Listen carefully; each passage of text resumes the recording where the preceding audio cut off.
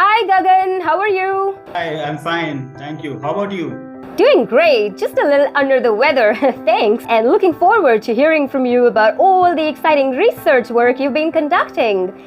So for the audience, let's start with a little bit about you first. I've been into this industry since 2001 when I joined this lab at almost at the age of around 20. So it's been a long experience here, and seeing the growth of the industry, seeing the growth in the type of stones, including synthetic stones like lab-grown diamonds. So when I joined back in 2001, things were very much different from what they are now, with the all technological advancement and everything. But yes, things have become more challenging also. Awesome. Tell us about your current research projects that you're super excited about. My recent experience was yesterday only when we received 2 fancy colored CVD grown diamonds. So usually when we look at the fancy colors, we just think about natural diamonds, maybe treated ones. But in the last like 5-6 months or so, we have been getting a lot of fancy colored CVD grown diamonds. So that is really interesting for the colored diamond industry as well. So we have been working on these diamonds, identification of these diamonds, disclosure policies and everything. Along with that, we are also into a lot of colored gemstones since we are based in Jaipur, and which is a hub of colored gemstones. So we get a lot of rubies these days with treatments and all, emeralds with a lot of resin filling. So yes, we are working on all these projects in a concise way, like limited to a specific disclosure. Well, yeah, Jaipur, nostalgia and nostalgia for us. So Karan and I recently went to Jaipur and it was one of the most memorable business trips ever. Great, as we were speaking about lab-grown diamonds, you've seen the rise of LGDs from a very close proximity for about 2 decades, or maybe a little over 2 decades. So could you tell your thoughts about the future? I joined this lab in 2001. And when I joined the lab, these lab-grown diamonds were grown mainly on the experimental basis. But now when you look at the quantity and the sizes of these diamonds, there is this huge difference. And because of the commercial, like the availability of these grown diamonds commercially, it has changed the complete perspective of the industry also. So definitely this is the future in terms of jewelry, where the consumers can get diamonds at affordable prices. Although they are lab grown, but yes, they are still diamonds. But the issue remains of the disclosure.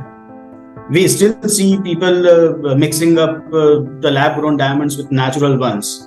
So there is no sense in that, considering the availability of these diamonds at such cheap prices. And the consumer has also started to accept these lab-grown diamonds. So yes, there is definitely the future, a bright future for lab-grown diamonds. Awesome! So as we speak about the future, tell us about your plans for the upcoming IIJS Premiere. IIJS has always been a great platform for the industry, not any specific individual, but every part of the industry, whether it's jewelry or it's loose diamonds or colored gemstones, everything. It has been a great platform for past so many years now. But this time they have went a step ahead by launching a separate, you can say, location for diamonds and giving a special section for lab-grown diamonds. So that will definitely boost up the industry, especially the lab-grown industry. And as far as our plans are, we will be having a booth there and will offer gem testing services at the site, which will help the buyers as well as the exhibitors to take quick buying decisions on the spot. And these free testing charges, there will be no testing charges for that also. It will be a free of cost service to the industry from the lab. So our expectations are quite high. We will be able to reach to many new customers to offer our services.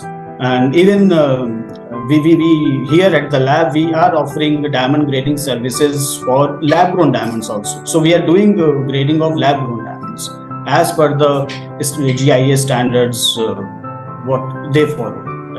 Okay, alright. So do you remember the first time or the first year when you attended an IIJS show? We remember like participation, we started participation with around like 350 booths. But now you yourself can see the number of booths. And this year there are 2 locations. So it has grown multiple folds.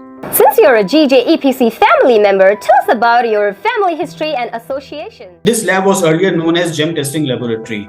The IIGJ-Research Laboratories Centre was earlier known as GEM Testing Laboratory, which was operated directly by the GJEPC. So we were the part of GJEPC, and still this IIGJ-Research and Laboratory Centre is a project of GJEPC. It's a subsidiary of GJEPC. So you can say we are a GJEPC family. Awesome. Well, thank you, Gagan, for sharing your thoughts. All the very best and take care.